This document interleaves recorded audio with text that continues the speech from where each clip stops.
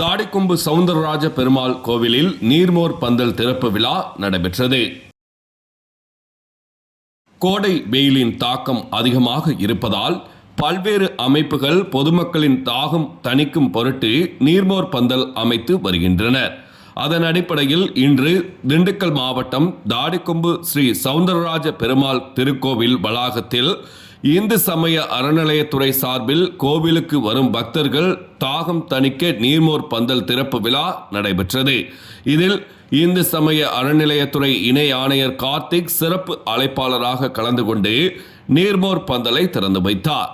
இளநீர், தர்பூசணி, தண்ணீர், மோர் உள்ளிட்ட பல வகைகள் நீர்மோர் பந்தலில் பக்தர்களுக்கு வழங்கப்பட்டன.